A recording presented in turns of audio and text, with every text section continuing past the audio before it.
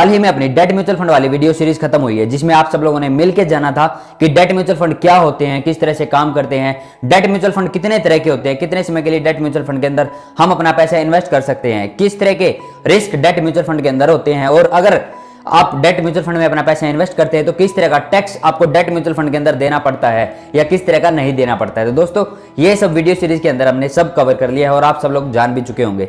बहुत सारे इस वीडियो सीरीज को देखने के बाद बहुत सारे लोगों के मन में एक क्वेश्चन उठ रहा है कि सर हम वीडियो सीरीज तो पूरी देख चुके हैं डेट म्यूचुअल फंड के रिगार्डिंग जो अपने वीडियो सीरीज बनाई थी, और अब हमको एक ऐसा कोई म्यूचुअल फंड बताइए जिसके अंदर हम अपना पैसा इन्वेस्ट कर सके डेट म्यूचुअल फंड कैटेगरी के अंदर। तो दोस्तों आज हम एक ऐसे ही डेट म्यूचुअल फंड के बारे में बात करने वाले हैं जिसके अंदर आप अपना पैसा इन्वेस्ट कर सकते हैं और अच्छा खासा रिटर्न बना सकते हैं। तो दोस्तों सबसे पहले आज हम बात करने वाले हैं IDFC government securities investment plan direct growth. दोस्तों आज हम इस फंड के बारे में बात करने वाले हैं। अगर आप पहले से इस फंड में इन्वेस्ट कर चुके हैं और अगर आपको नहीं पता है कि डेट म्यूचुअल फंड ये किस तरह से काम करता है, आपके द्वारा इन्वेस्ट किया गया पैसा कहां पे इन्वेस्ट किया जा रहा है या किस तरह के चार्जेस आपको इस फंड में पे करने पड़ रहे हैं, तो दोस्तों आपके लिए भी ये वीडियो बहुत ही हेल्पफुल हो सकती है। और अगर आप पहली बार इस फंड के बारे में सुनने वाले हैं या जानने वाले इस फंड के बारे में, तो दोस्तों आपके लिए काफी हेल्पफुल होगी ये वीडियो, जिसमें आप समझ जाओगे कि किसके लिए ये म्यूचुअल फंड अच्छा म्यूचुअल फंड है, किसको इसमें अपना पैसा इन्वेस्ट करना चाहिए। दोस्तों अगर आप पहली बार इस चैनल पे आए हैं तो चैनल को सब्सक्राइब करके बेल आइकन दबा के ऑल नोटिफिकेशन ऑन कर लेना, जिससे मेरी जो भी नई वीडियो होगी उसका नोटिफिकेशन सबसे पहले आपके पास पहुंच जाएगा। तो दोस्तों सबसे पहले हम बात कर लेते हैं IDFC government securities investment plan direct growth के बारे में। ये एक ओपन एंडेड डेट कैटेगरी का गिल्ड फंड है जो कि आपके द्वारा इन्वेस्ट किए गए पैसे को debt instrument and bond securities में इन्वेस्ट करता है, जिनकी एवरेज मैच्योरिटी 2 साल की होती है। अगर हम इसके इंटायर पोर्टफोलियो की बात करें तो इसके इंटायर पोर्टफोलियो के अंदर ऐसी सिक्योरिटीज भी है जिनकी मैच्योरिटी 1 साल की भी हो सकती है, 3 साल की भी हो सकती है अगर इंटायर पोर्टफोलियो की बात करें, लेकिन उनमें से ज्यादातर सिक्योरिटीज की मैच्योरिटी 2 साल तक की होती है। यह फंड 1 जनवरी 2013 को IDFC म्यूचुअल फंड द्वारा लॉन्च किया गया था, सभी इन्वेस्टर्स के लिए खोल दिया गया था, कोई भी इसमें पैसा अपना इन्वेस्ट कर सकता है। दोस्तों फिलहाल इस फंड को मिस्टर सुयेश चौधरी द्वारा मैनेज किया जा रहा है, जो कि इस फंड के साथ जब से ये फंड शुरू हुआ तब से लेके अब तक रेगुलर काम कर रहा है। करीबन इनको मोर देन 16 इयर्स का एक्सपीरियंस हो चुका है इस इंडस्ट्री के अंदर। अगर हम इस फंड के AUM की बात करें, AUM का मतलब होता है एसेट अंडर मैनेजमेंट, कि इस फंड के पास अब तक इन्वेस्टर्स द्वारा कितना पैसा इन्वेस्ट किया जा चुका है। तो दोस्तों एज ऑन 28 फरवरी 2021 तक इस फंड के पास अब तक इन्वेस्टर्स द्वारा 1659 करोड़ रुपीस इन्वेस्ट किया जा चुका है। अगर हम इस फंड के पोर्टफोलियो की बात करें कि आपके द्वारा इन्वेस्ट किया गया पैसा किस तरह के एसेट में इन्वेस्ट किया जा रहा है, तो दोस्तों आपके द्वारा इन्वेस्ट किया गया पैसा 98% पैसा आपका जो भी इन्वेस्ट किया जाएगा वो इन्वेस्ट किया जाएगा सोवरेन गोल्ड बॉन्ड में।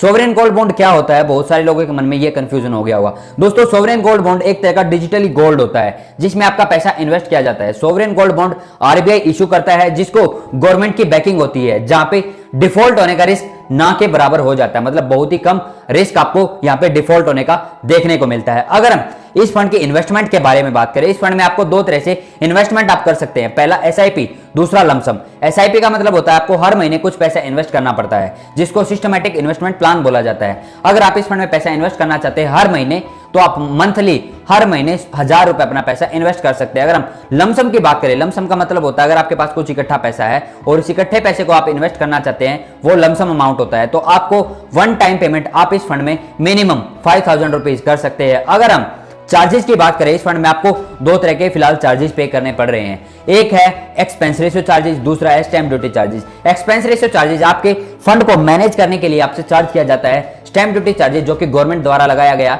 एक चार्ज है। एक्सपेंस रेशियो चार्जेस आपको इस फंड में 0.61% पैसा आपको देना पड़ता है। स्टैंप ड्यूटी चार्जेस 0.005%, जो कि 1 जुलाई 2020 से ही नया चार्जेस इंट्रोड्यूस किया गया था गवर्नमेंट द्वारा, जो पहले 1 जुलाई 2020 से पहले नहीं देना पड़ता था। अगर हम इस फंड के टैक्सेशन की बात करें, इस फंड में आपको 2 तरह के टैक्सेस भी पे करने पड़ते हैं, पहला STCG, दूसरा LTCG। STCG का मतलब होता है short term capital gain tax, LTCG का मतलब होता है long term capital gain tax. Short term capital gain tax आपको इस सिचुएशन में देना पड़ता है, अगर आप इस फंड से पैसा 3 साल से पहले रिडीम करते हैं तो आपको इस सिचुएशन में शॉर्ट टर्म कैपिटल टैक्स देना पड़ेगा, short term capital gain tax देना पड़ेगा, जो कि आपके इनकम टैक्स स्लैब के हिसाब से ही आपको देना पड़ता है। जो भी आपने आपके इन्वेस्टमेंट पे गेन किया है वो आपकी इनकम में ऐड कर दिया जाएगा और उसके बाद जो भी आपकी इनकम टैक्स स्लैब के हिसाब से आपको टैक्स जो भी बनता है वो आपको पे करना पड़ता है। अगर एलटीसीजी की बात करें तो एलटीसीजी का मतलब है long term capital gain tax. Long term capital gain tax आपको तब देना पड़ता है अगर आप इस फंड से पैसा 3 साल के बाद रिडीम करते हैं, तो आपको इस सिचुएशन में long term capital gain tax देना पड़ेगा, जो कि आपको देना पड़ेगा 20% विद इंडेक्सेशन बेनिफिट देने के बाद। जो भी आपके इन्वेस्टमेंट पे गेन होगा उस पे आपको टैक्स देना पड़ेगा। अगर इस फंड के रिटर्न की बात की जाए तो इस फंड ने अपने इन्वेस्टर्स को पिछले 1 साल में 9.30% का रिटर्न कमा के दिया है। अगर हम इसके 3 साल के रिटर्न के बारे में बात करें तो इस फंड ने अपने इन्वेस्टर्स को पिछले 3 साल के अंदर 11.70% का रिटर्न कमा के दिया है अपने एग्जिस्टिंग इन्वेस्टर्स को। अगर 5 साल की बात करें तो इस फंड ने अपने इन्वेस्टर्स को रिटर्न कमा के दिया है 10.20% का। अगर हम इसके ऑल टाइम रिटर्न की बात करें, जब से ये फंड शुरू हुआ है तब से लेके अब तक इस फंड ने अपने इन्वेस्टर्स को एवरेज CAGR 10% रिटर्न कमा के दिया है। ये होगी दोस्तों इसके रिटर्न की बात। आप यहाँ पे देख सकते हैं कि ये फंड अपने इन्वेस्टर्स को 9 से 10 या 11 11.5% का रिटर्न ये फंड अपने इन्वेस्टर्स को कमा के दे सकता है। अगर हम इस फंड के प्रोज एंड कॉन्स की बात करें, प्रोज एंड कॉन्स का मतलब होता है फायदा और नुकसान।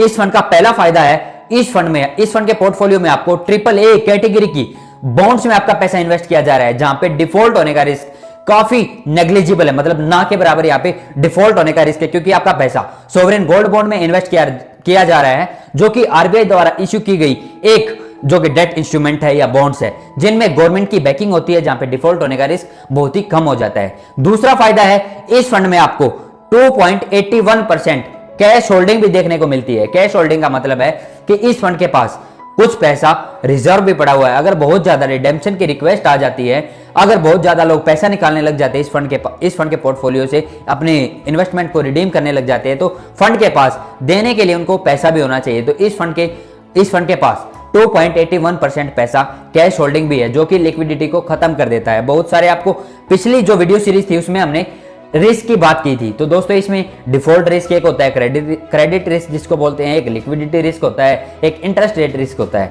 दोस्तों यहाँ पे 2 रिस्क तो बिल्कुल ही नेग्लिजिबल हो जाते हैं, मतलब ना के बराबर हो जाते हैं। तीसरा फायदा इस फंड का है, ये फंड अपने इन्वेस्टर्स को कंसिस्टेंट एक अच्छा रिटर्न कमा के यहाँ पे दे रहा है। दोस्तों ये हो गई इसके प्रोज की बात। अगर हम इसके कॉन्स की बात करें, कॉन्स का मतलब है नुकसान। फिलहाल दोस्तों वैसे तो हर डेट म्यूचुअल फंड के अंदर ये नुकसान होता ही है, बट इस म्यूचुअल फंड के अंदर भी ये नुकसान है कि यहाँ पे इक्विटी म्यूचुअल फंड के मुकाबले आपको बहुत ही कम रिटर्न देखने को मिलता है। बट इक्विटी म्यूचुअल फंड में आपको रिस्क भी थोड़ा ज्यादा बेयर करना पड़ता है, रिटर्न भी उतना अच्छा खासा इक्विटी म्यूचुअल फंड में आपका बनता है। बट डेट म्यूचुअल फंड में आपको रिस्क बेयर कम करना पड़ता है, इसीलिए रिटर्न भी यहाँ पे कम हो जाता है। दोस्तों एक इसका नुकसान यहाँ पे ये है। अगर हम बात करें किसको इस फंड में अपना पैसा इन्वेस्ट करना चाहिए, और वो भी SIP या लमसम के थ्रू, तो दोस्तों वैसे तो कोई भी इन्वेस्टर इस फंड के अंदर अपना पैसा इन्वेस्ट कर सकते हैं, बट उन इन्वेस्टर्स के लिए बहुत ही अच्छा म्यूचुअल फंड है जो काफी कम रिस्क लेना चाहते हैं और AAA कैटेगरी के सिक्योरिटीज में अपना पैसा इन्वेस्ट करना चाहते हैं। यहाँ पे AAA कैटेगरी के बॉन्ड्स में आपका पैसा इन्वेस्ट किया जा रहा है, जिसमें डिफॉल्ट रिस्क बिल्कुल भी नहीं है, किसी तरह का आपको यहाँ पे टेंशन लेने की जरूरत नहीं है।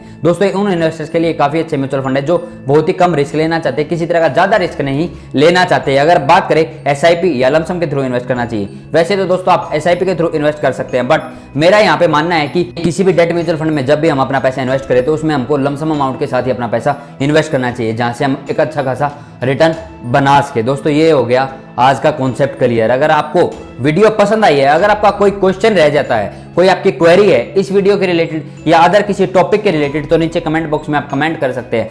बट दोस्तों नेक्स्ट वीडियो आप बिल्कुल भी देखना नहीं भूलना, और अगर आप ऐसी इंफॉर्मेटिव वीडियोस देखना चाहते हैं तो अपने चैनल को सब्सक्राइब कर लेना और साथ के साथ ही बेल आइकन दबा के ऑल नोटिफिकेशन ऑन कर लेना, जिससे मेरी जो भी नई वीडियो होगा उसका नोटिफिकेशन आपको सबसे पहले मिलता रहेगा। अगर आपको वीडियो पसंद आई है तो वीडियो को लाइक करना बिल्कुल भी नहीं भूलना। आज के लिए दोस्तों वीडियो में इतना ही, मिलते आने वाले किसी नई वीडियो में, तब तक के लिए बहुत बहुत नमस्कार।